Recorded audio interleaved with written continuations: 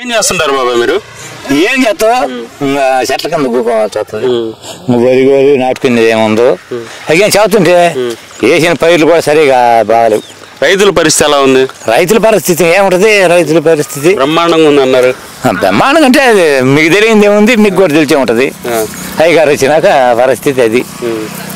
ఇప్పుడు రైతు భరోసా ఏమన్నా అందిందా మీకు? రూపాయి కూడా రాలా. ఎందుకంటారు? ఇస్తామన్నారుగా. అది ఇత్తడు, వాళ్ళు తెచ్చినాక ఇత్తడు. ఇప్పుడు రైతులు గిట్టుబాటు ధర లేక అల్లాడిపోతున్నారు, ఎంతవరకు నిజం అది? కరెక్ట్. ఇబ్బంది ఉందా? ఇప్పుడు కందులు నేడు 12,000 మీ కళాలలో, ఈడు 5,500 అట్ట అమ్ముతున్నాయి. అది పక్కా నిజం, అందులో అబద్ధం ఏముంది? ఎలా ఉంది బాబాయ్ ఈ గవర్నమెంట్ లో రైతుల పరిస్థితి ఎలా ఉంది? పాత గవర్నమెంట్ లో ఎలా ఉంది?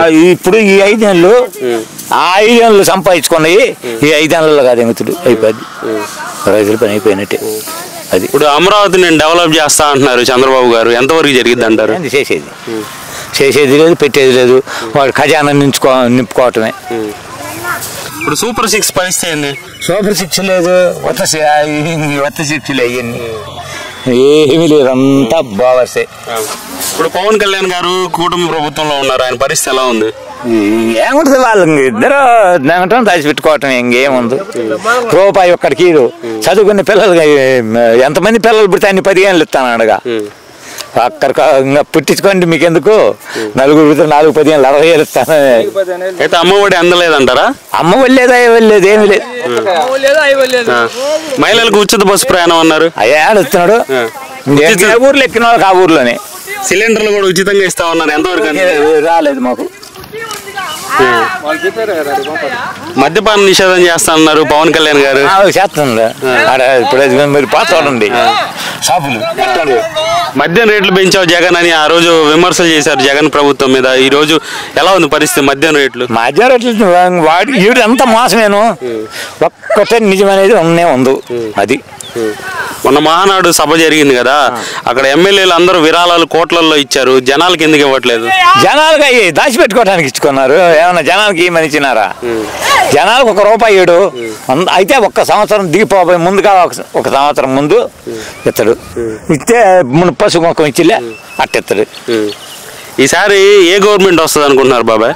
ఈసారి జగనే వస్తాడు, అనుమానం ఏముంది. మొన్న కూడా అసలు జగన్ గెలవాల్సింది కదా, అంతా తారుమారు చేసి జగన్ అసలు ఎక్కడ జగన్ గెలిచింది.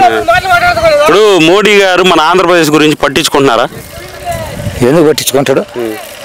ఆయనకు సరిపోయే సీట్లు ఉన్నాయి, వీడేమో డబ్బులు జంకొచ్చుకుంటుంటాడు. ఏదైనా పనులు చేయాలనే ఉద్దేశం లేదు వీడికి. ఎంత చేయకుండా దాచిపెట్టుకోవటం, దోసుకున్నాను అనేది అది. కూటమి లేకపోయి ఉంటే పవన్ కళ్యాణ్ గారి పరిస్థితి ఏంది? సపరేట్గా అయితే అసలు వాడికి ఒక్క సీటు కూడా రాదు.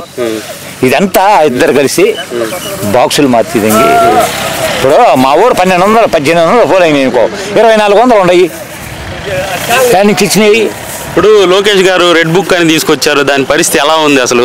రెడ్ బుక్ ఏముంది, అక్కడ ఎదురు సావజంగమని ఆ రెడ్ బుక్ అది. ఇష్టమైనట్టు ఏమైనా కేసులు ఏమైనా పెడుతున్నారా? మా మీద ఏం పెడతాయి, ఈ ఊర్లు పెట్టలేదు.